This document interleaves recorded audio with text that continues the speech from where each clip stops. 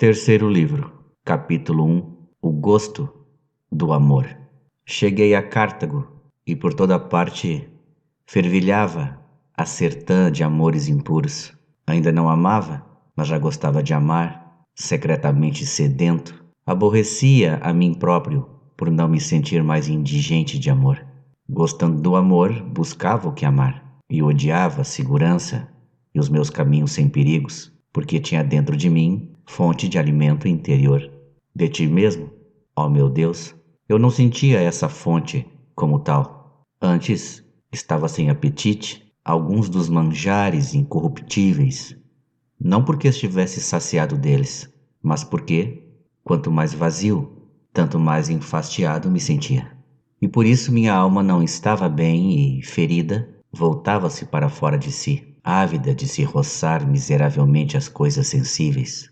Se porém não tivessem alma, não seriam certamente amadas. Amar e ser amado era para mim a coisa mais doce, sobretudo se podia gozar do corpo da criatura amada. Deste modo manchava, com torpe concupiscência, a fonte da amizade e obscurecia seu candor com os vapores infernais da luxúria. E apesar de tão torpe e impuro, desejava com afã e cheio de vaidade passar por afável e cortês. Caí por fim no amor, em que desejava ser colhido. Porém, ó meu Deus, misericórdia minha, quanto fel não misturaste aquela suavidade, e quão bom foste ao fazê-lo. Fui amado, e cheguei secretamente aos laços do prazer, e me deixei alegremente enredar com trabalhosos laços, para ser logo açoitado com as varas de ferro ardente do ciúme, das suspeitas, dos temores, das iras e das contendas. Capítulo 2. A paixão dos espetáculos.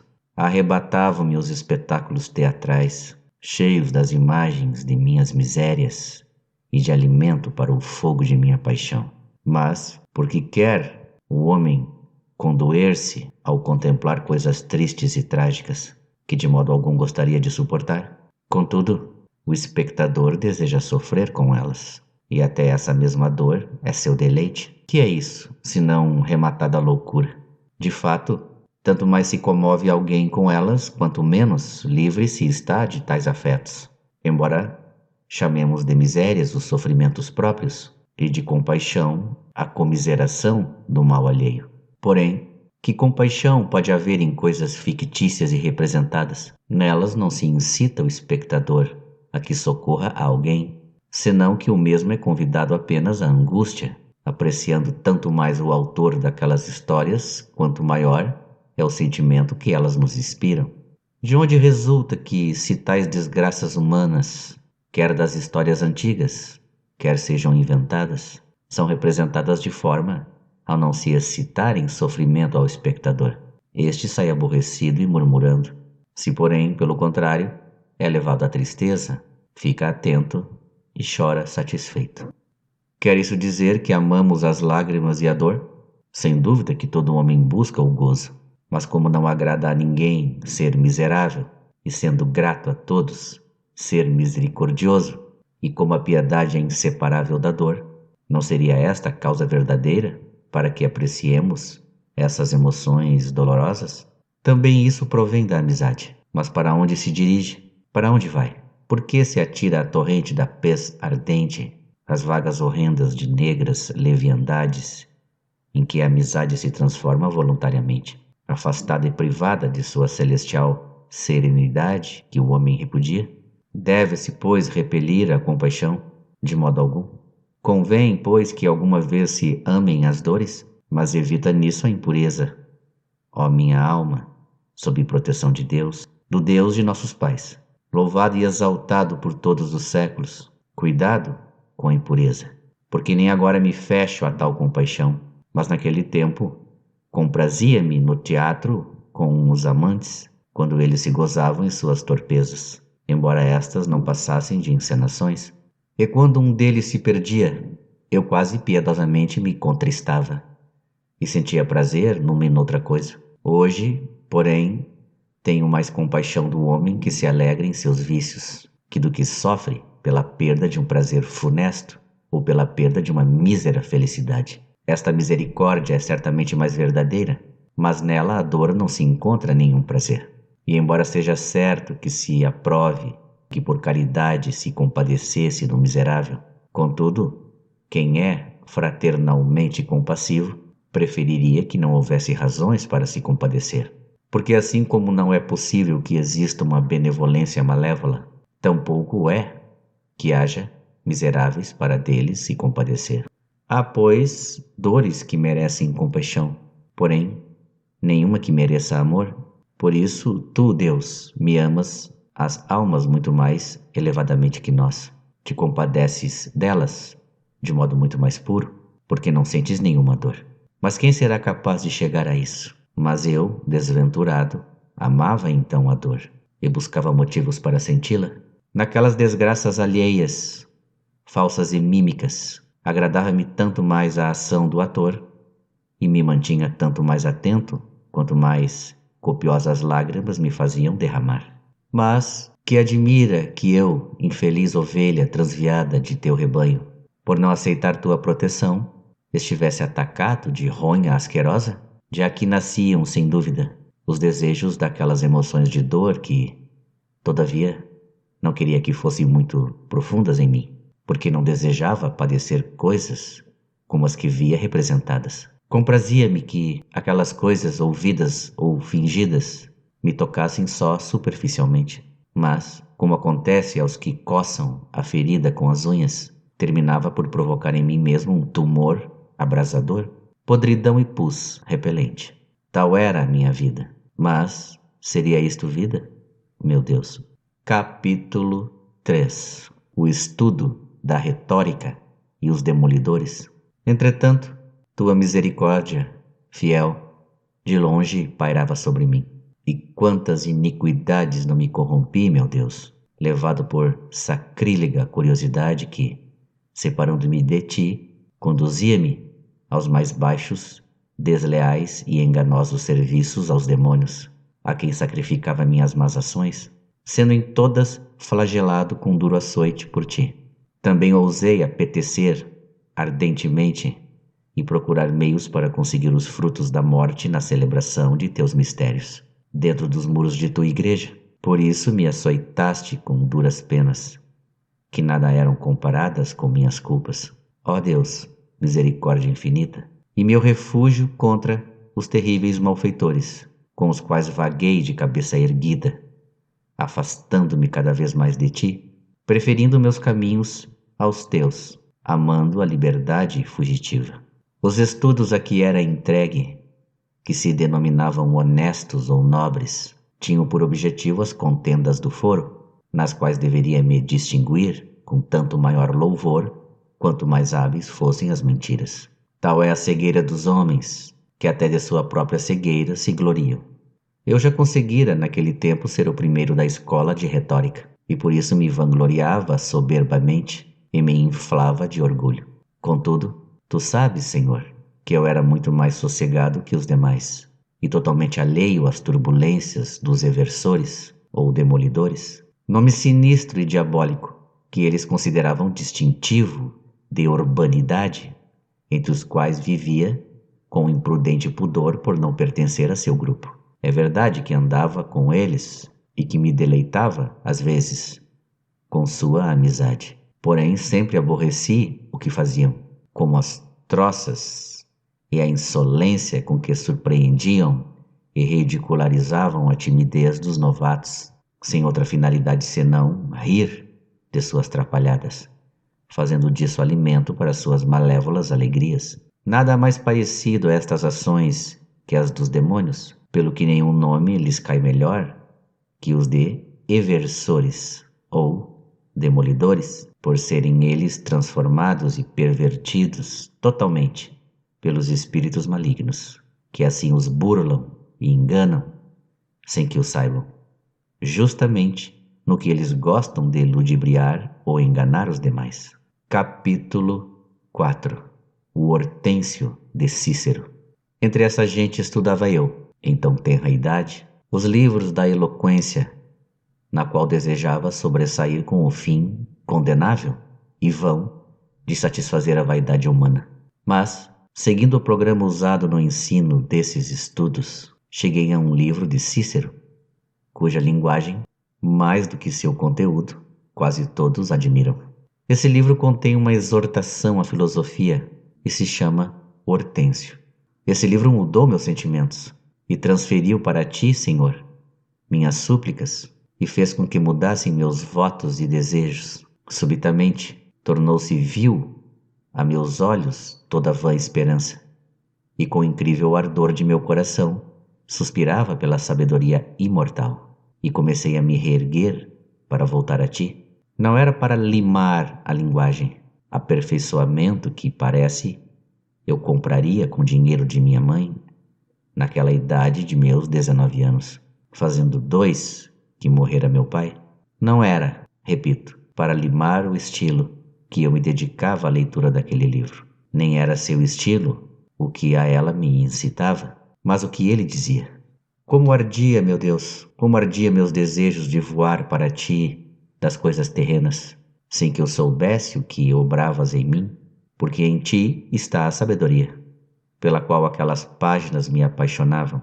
Não faltam os que nos iludam servindo-se da filosofia, colocando ou encobrindo seus erros com nome tão grande, tão doce e honesto, mas quase todos os que assim fizeram em seu tempo e em épocas anteriores são apontados e refutados neste livro. Também se encontra ali bem claro aquele salutar aviso de teu Espírito, dado por meio de teu servo, bom e piedoso, Paulo. Vede que ninguém vos engane com vãs filosofias e argúcias sedutoras, de acordo com a tradição dos homens e os ensinamentos deste mundo, e não de acordo com Cristo, porque é nele que habita corporalmente toda a plenitude da divindade. Mas então, tu bem o sabes, luz de meu coração, eu ainda não conhecia o pensamento de teu apóstolo, só me deleitava naquelas palavras de exortação. O fato de me excitarem fortemente, inflamando-me a amar, a buscar, a conquistar, a reter e a abraçar, não a esta ou aquela seita, senão a própria sabedoria, onde quer que estivesse. Só uma coisa me arrefecia tão grande ardor, não ver ali o nome de Cristo, porque este nome, Senhor, este nome de meu Salvador, teu Filho, por tua misericórdia, eu o bebera piedosamente com o leite materno e o conservava no mais profundo do meu coração, em alto apreço, e assim, tudo quanto fosse escrito sem este nome, por mais verídico, elegante e erudito que fosse, não me arrebatava totalmente. Capítulo 5. A desilusão das Escrituras. Em vista disso, decidi dedicar-me ao estudo da Sagrada Escritura. Para a conhecer, vi ali algo encoberto para os soberbos e obscuro para as crianças, mas humilde a princípio e sublime à medida que se avança o velado de mistérios, e eu não estava disposto a poder entrar nela, dobrando a cerviz a sua passagem. Contudo, ao fixar nela a atenção, não pensei o que agora estou dizendo, mas simplesmente me pareceu indigna de ser comparada com a majestade dos escritos de Cícero. Meu orgulho recusava sua simplicidade, e minha mente não lhe penetrava o íntimo. Contudo, a agudeza desta visão haveria de crescer com os pequenos, mas eu de nenhum modo queria ser criança, e enfatuado de soberba, considerava-me grande. Capítulo 6. A sedução do maniqueísmo. Deste modo vim cair com os homens que deliravam orgulhosos, demasiado carnais e loquazes. Em sua boca havia laços diabólicos e engodo pegajoso, feito com as sílabas de teu nome, do nosso Senhor Jesus Cristo e do nosso Paráclito e Consolador, o Espírito Santo. Estes nomes nunca saíam de seus lábios, porém, só no som e ruído da boca, pois de resto, seu coração estava vazio de toda a verdade. Diziam, verdade, verdade, e incessantemente falavam-me da verdade que nunca existiu neles. Antes diziam muitas falsidades, não apenas de ti, que és verdade por excelência, mas também dos elementos deste mundo, criação tua. Sobre isso, mesmo quando os filósofos diziam a verdade, tive de ultrapassá-los nos raciocínios por amor de ti, ó Pai sumamente bom, beleza de todas as belezas. Ó verdade, verdade, quão intimamente suspiravam por ti as fibras da minha alma, quando eles te faziam soar ao meu redor frequentemente e de muitos modos, embora apenas com as palavras em seus muitos e volumosos livros. Estes eram as bandejas nas quais, estando eu faminto de ti, serviam-me em teu lugar o sol e a lua, formosas obras de tuas mãos, porém, obras tuas, e não a ti, nem sequer das principais. De fato, tuas obras espirituais são superiores a estas corporais, ainda que estas sejam brilhantes e celestes. Mas eu tinha sede e fome, não daquelas primeiras, mas de ti mesmo, ó verdade, na qual não há mudança, nem obscuridade momentânea. E eles serviam-me nessas bandejas, esplêndidas ficções, de acordo com as quais teria sido melhor amar a este sol, verdadeiro pelo menos aos olhos, em lugar daquelas falsidades que pelos olhos do corpo enganavam o entendimento. Contudo, como as tomava por ti, alimentava-me delas, não certamente com avidez, porque não tinham o teu gosto, pois não eras aqueles vão fantasmas, nem me nutria com elas. Antes sentia-me cada vez mais debilitado. A comida que se toma em sonhos, não obstante ser muito semelhante à do estado de vigília, não alimenta aos que dormem, porque estão dormindo. Aquilo, porém, em nada era semelhantes a ti, como agora me certificou a verdade, pois que eram fantasmas corpóreos ou falsos corpos. Comparados com eles, são mais reais estes corpos, celestes ou terrestres, que vemos com os olhos da carne, assim como os veem os animais e as aves. Vemos estas coisas, e são mais reais do que as conjecturas sobre outros corpos grandiosos, que por sua vez, quando as imaginamos, são mais reais do que quando por meio delas conjeturamos outras maiores e infinitas, que de modo algum existem. Com tais quimeras me alimentava eu, então, e por isso mesmo não me saciava. Mas tu, meu amor, em que desfaleço para me tornar forte? Nem és estes corpos que vemos, mesmo no céu, nem os outros que não vemos, porque és o Criador e os ocultaste, e não os consideras como as obras-primas de tua criação. Oh, quão longe estavas daquelas minhas quimeras, fantasmas de corpos que jamais existiram em comparação. São mais reais as imagens dos corpos existentes, e mais reais ainda essas imagens, esses mesmos corpos, os quais, todavia, não são tu, mas também não és a alma que dá vida aos corpos, mas é a vida das almas, a vida das vidas, que vives, imutável, por ti mesma, a vida de minha alma. Mas onde estavas, então, para mim? E quão longe peregrinava eu, longe de ti, privado até as bolotas com que eu alimentava os porcos? Quão melhores eram as fábulas dos gramáticos e poetas que todos aqueles enganos, porque os versos, a poesia e a fábula de Medeia, soando pelo ar, são certamente mais úteis que os 5 elementos do mundo em seus 1000 disfarces, conforme os 5 antros de trevas, que não existem, mas que matam a quem nele acredita. Porém, versos e poesia, eu os posso converter em iguaria para meu espírito. E quanto ao voo de Medeia, se o recitava bem, não lhe afirmava a veracidade. E se me agradava ouvi-lo, não lhe dava crédito. Mas, ai de mim, eu acreditei naqueles erros dos maniqueístas. Ai de mim, porque degraus fui descendo até a profundidade do abismo, exaurido e devorado pela falta de verdade, quando te buscava. E tudo isso, meu Deus, a quem me confesso porque te compadeceste de mim quando ainda não te conhecia. Tudo por buscar-te, não com a inteligência, com a qual quiseste que eu fosse superior aos animais, mas com os sentidos da carne, e tu estavas dentro de mim, mais profundo do que o que em mim existe de mais íntimo. e mais elevado do que o que em mim existe de mais alto. Assim encontrei aquela mulher insolente e sem prudência, enigma de Salomão, que sentada em uma cadeira à porta de sua casa, diz aos que passam: comei à vontade dos pães escondidos, e bebei da doçura da água roubada, a qual me seduziu por andar eu, vagando fora de mim, sob o império da vista carnal, ruminando em meu íntimo o que meus olhos haviam devorado. Capítulo 7.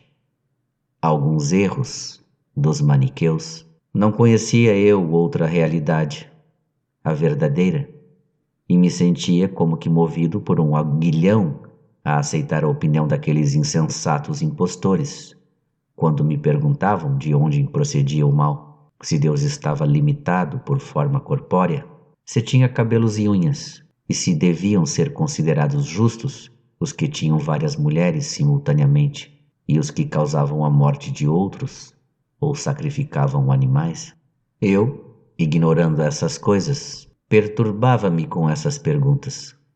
Afastando-me da verdade, parecia-me encaminhar para ela, porque não sabia que o mal é apenas privação do bem, até chegar ao seu limite, o próprio nada. E como poderia ter eu tal conhecimento, se com os olhos não conseguia ver mais do que corpos, e com a alma não ia além de fantasmas? Tampouco sabia que Deus é espírito, que não tem membros dotados de comprimento ou largura, nem quantidade material alguma, porque a quantidade ou matéria é sempre menor na parte que no todo, e mesmo que fosse infinita, sempre seria menor em uma parte definida por um espaço determinado do que em sua infinitude, não podendo estar toda inteira em todas as partes, como o Espírito, como Deus. Ignorava totalmente o princípio de nossa existência que há em nós e pelo qual a Escritura nos chama de imagem e semelhança de Deus. Não conhecia tampouco a verdadeira justiça interior, que não julga pelo costume, mas pela lei retíssima do Deus onipotente. Por ela se hão de formar os costumes dos países conforme os mesmos países e tempos, e sendo a mesma em todas as partes e tempos, não varia de acordo com as latitudes e as épocas. Lei essa, segundo a qual foram justos Abraão, Isaque, Jacó e Davi, e todos os que são louvados pela boca de Deus. Os ignorantes, julgando as coisas de acordo com a sabedoria humana, e medindo a conduta alheia pela própria, os julgam iníquos. É como se um ignorante em armaduras, não sabendo o que é próprio de cada membro, quisesse cobrir a cabeça com a couraça e os pés com o elmo, e se queixasse de que as peças não se lhe adaptem convenientemente, ou como se alguém se queixasse de que em determinado dia, considerado feriado do meio-dia em diante, não lhe permitissem vender a mercadoria à tarde, como acontecera pela manhã, ou porque vê que na mesma casa permite-se a um escravo qualquer tocar no que não é permitido ao copeiro, ou porque não se permite fazer diante dos comensais o que se faz atrás de uma estrebaria, ou finalmente se indignasse porque, sendo uma a casa e uma a família, não se atribuíssem a todos as mesmas coisas. Tais são os que se indignam quando ouvem dizer que em outros tempos se permitiam aos justos coisas que não se lhe permitem agora, e que Deus mandou àqueles uma coisa e a estes outra, conforme os tempos, servindo uns e outros a mesma norma de santidade. E contudo, é bem visível que no mesmo homem, no mesmo dia e na mesma hora e na mesma casa, o que convém a um membro não convém a outro, e aquilo que há pouco era lícito já não é mais, e que o que se concede em uma parte é justamente proibido e castigado em outra. Diremos, por isso, que a justiça é vária e inconstante, o que acontece é que os tempos a que ela preside não caminham no mesmo passo, porque são tempos, mas os homens cuja vida terrestre é breve, por não saberem harmonizar as causas dos tempos idos e das gentes que não viram nem conheceram, com as que agora veem e experimentam, e como também veem facilmente o que no mesmo corpo, na mesma hora e lugar, convém a cada membro, a cada tempo, a cada parte e a cada pessoa, escandalizam-se com as coisas daqueles tempos, enquanto aceitam as de agora. Ignorava eu então estas coisas, e não as refletia, e embora de todos os lados me ferissem os olhos, eu não as via. Quando declamava algum poema, não me era lícito pôr um pé em qualquer outra parte do verso, senão em uma espécie de metro, uns e em outra, outros. E em um mesmo verso não podia meter em todas as partes o mesmo pé. E a própria arte da prosódia, apesar de mandar coisas tão distintas, não era diversa em cada parte, senão uma só e coerente.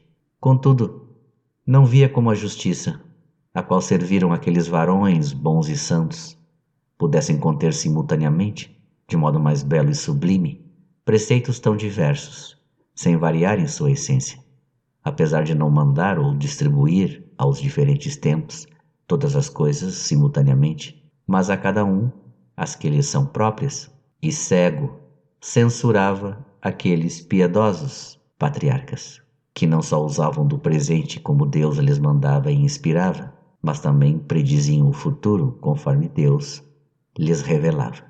Capítulo 8. Moral e costume. Acaso será em alguma parte e momento injusto amar a Deus de todo o coração, com toda a alma e com todo o entendimento, e amar ao próximo como a nós mesmos? Por isso, todos os pecados contra a natureza, como foram os dos sodomitas, hão de ser detestados e castigados sempre, em toda a parte, pois, mesmo que todos os cometessem, não seriam menos réus de crime diante da lei divina, que não fez os homens para usar tão torpemente de si. De fato, viola-se a união que deve existir com Deus quando a natureza, da qual ele é autor, se mancha com a depravação das paixões. Com relação aos pecados que são contra os costumes humanos, também hão de ser evitados de acordo com a diversidade dos costumes, a fim de que o pacto mútuo entre os povos e nações, firmado pelo costume ou pela lei, não seja quebrado por nenhum capricho de cidadão ou forasteiro, porque é indecorosa a parte que não se acomoda ao todo. Todavia, quando Deus ordena algo contra tais costumes ou pactos, sejam quais forem, devem ser obedecidos, embora o que mande nunca tenha sido feito, e se não foi cumprido, deve ser restaurado, e se não estava estabelecido, deve-se estabelecer. Se é lícito a um rei mandar na cidade que governa coisas que ninguém antes dele e nem ele próprio havia mandado, e se não é contra o bem da sociedade obedecê-lo, antes o seria o não obedecê-lo, por ser pacto básico de toda a sociedade humana obedecer a seus reis. Quanto mais deveria ser Deus obedecido sem titubeios em tudo que mandar, como o Rei do Universo, porque assim como entre os poderes humanos o maior poder se antepõe ao menor, para que este lhe preste obediência, assim Deus antepõe-se a todos. O mesmo se deve dizer dos crimes perpetrados com desejo de causar o mal, quer por agressão, quer por injúria, e ambas as coisas, ou por desejo de vingança, como ocorre entre inimigos, ou por alcançar algum bem sem trabalhar, como o ladrão que rouba ao viajante, ou para evitar algum mal, como acontece com o que teme, ou por inveja, como quando um miserável quer mal ao que é mais feliz, ou ao que conseguiu riquezas, temendo ser igualado, ou que já lhe sejam iguais, ou unicamente pelo prazer de ver o mal alheio, como acontece com o espectador dos combates dos gladiadores, ou com o que se ri e zomba dos outros. Tais são os princípios ou fontes da iniquidade, que nascem da paixão de mandar, de ver ou de sentir, quer de uma só dessas paixões, ou de duas, ou de todas juntas, razão porque se vive do mal, ó Deus Altíssimo e Dulcíssimo, contra o saltério de 10 cordas, teu decálogo. Mas que pecado pode atingir a ti, que não és atingido pela corrupção? Ou que crimes podem ser cometidos contra ti, a quem ninguém pode causar dano?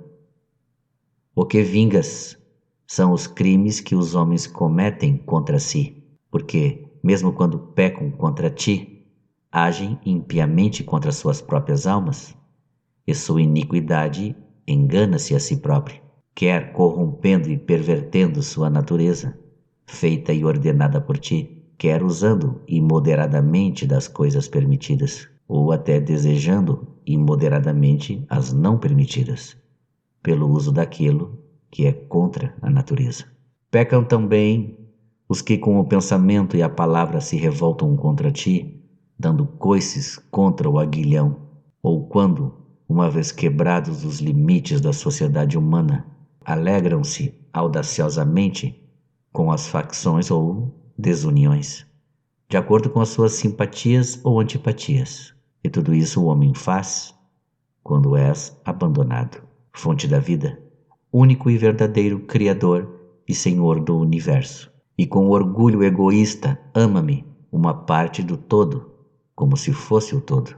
Essa a razão pela qual só se pode voltar para ti com piedade humilde, para assim nos purificares nossos maus costumes. Pela piedade te mostras propício com os pecados dos que te confessam, e ouves os gemidos dos cativos, e nos livras dos grilhões que nós mesmos forjamos, contanto que não ergamos contra ti os chifres de uma falsa liberdade, quer arrastados pela cobiça de mais haveres, quer pelo temos de perder tudo, preferindo nosso próprio egoísmo a ti, bem de todos. Capítulo 9. Pecados e imperfeições. Mas, entre tantas maldades, crimes e iniquidades, estão os pecados dos que progridem, pecados que os homens de bom juízo vituperam, segundo a regra da perfeição, e louvam pela esperança de frutos futuros, como o verde é promissor das colheitas. Há outras ações semelhantes a ações maldosas ou a delitos, e que não são pecados, porque nem te ofendem a ti, Senhor, nosso Deus, nem tampouco a sociedade humana, como, por exemplo, quando procuramos coisas convenientes para o uso da vida e as circunstâncias, sem que se saiba se essa busca é cobiça, ou quando castigamos a alguém como desejo de que se corrija, fazendo uso do poder ordinário, e não se sabe se o fazemos por vontade de mortificar. Por isso, muitas ações que parecem condenáveis aos homens são aprovadas por teu testemunho, e muitas, louvadas pelos homens, são condenadas por teu testemunho, porque muitas vezes as aparências do ato diferem das intenções do seu autor, assim como circunstâncias ocultas do tempo. Mas quando ordenas algo insólito e imprevisto, mesmo que o tenhas proibido uma vez, mesmo que escondas por algum as razões do teu mandamento, mesmo que seja contra as convenções de alguns homens da sociedade, quem pode duvidar de que se há de obedecer, sendo que só é justa a sociedade humana que te obedece? Felizes dos que sabem o que tu ordenaste, porque os que te servem fazem tudo o que mandas, ou porque assim o exige o tempo presente, ou para preparar o futuro. Capítulo 10. Ridicularias dos maniqueus. Desconhecendo eu essas verdades, ria-me de teus santos e profetas. Mas que fazia eu quando me ria deles, se não dar motivo para que te risses de mim? Deixei-me cair incessivelmente, aos poucos, em tais extravagâncias, a ponto de acreditar que o figo, quando colhido, chora lágrimas de leite junto com a mãe figueira, e que se um santo da seita comesse o tal figo, colhido não por seu delito, mas de outrem, misturando-o em suas entranhas, gemendo e arrotando enquanto rezava, exalaria anjos e até mesmo partículas de Deus, partículas essas do verdadeiro Deus, que ficariam cativas para sempre naquele fruto, se não fossem libertadas pelos dentes e pelo estômago do santo eleito.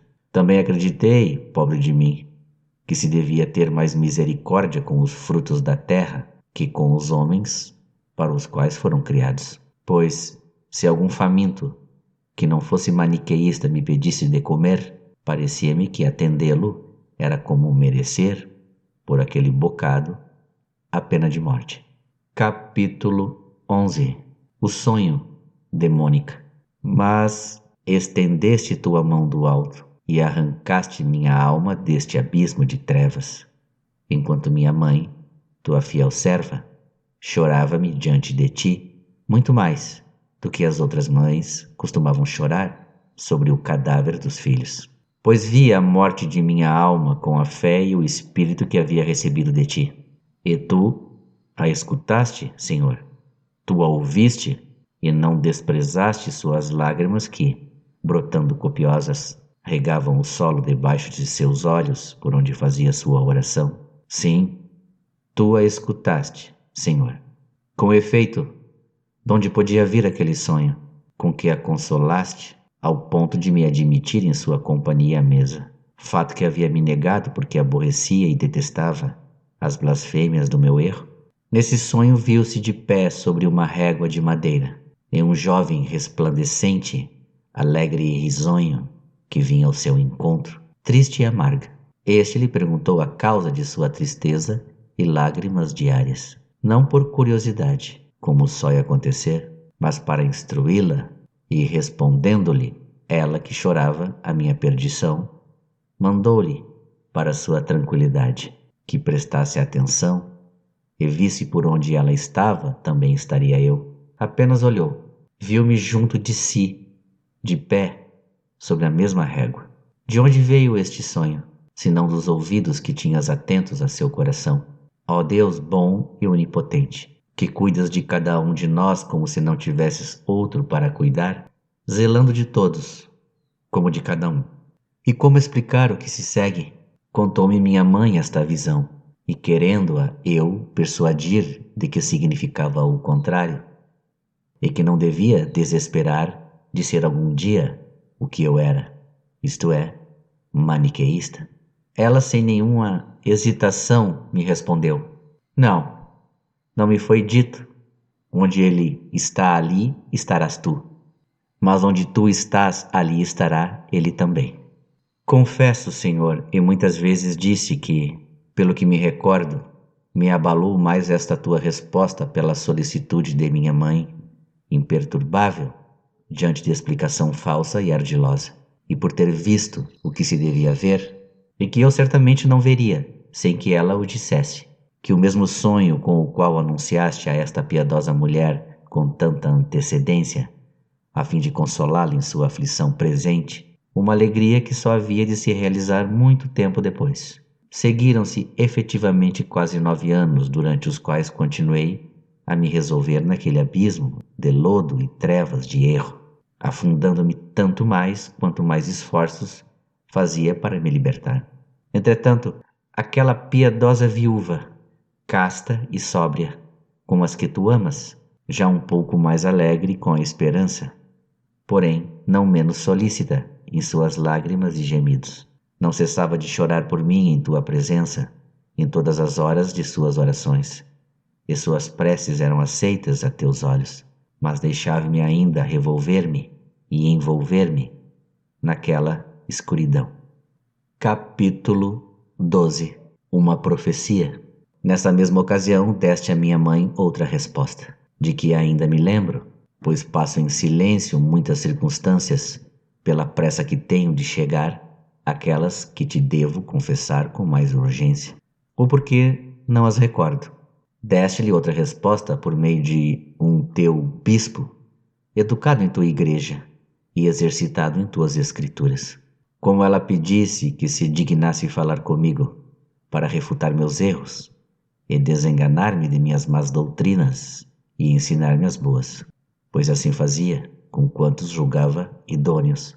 Ele negou-se com muita prudência, como pude verificar depois, Respondeu-lhe que eu estava incapacitado para receber qualquer ensinamento, por estar enfatuado com a novidade da heresia maniqueísta e por haver criado embaraço a muitos ignorantes com algumas questões fáceis, como ela mesma lhe relatara. Deixe-o, disse, e unicamente ore por ele ao Senhor.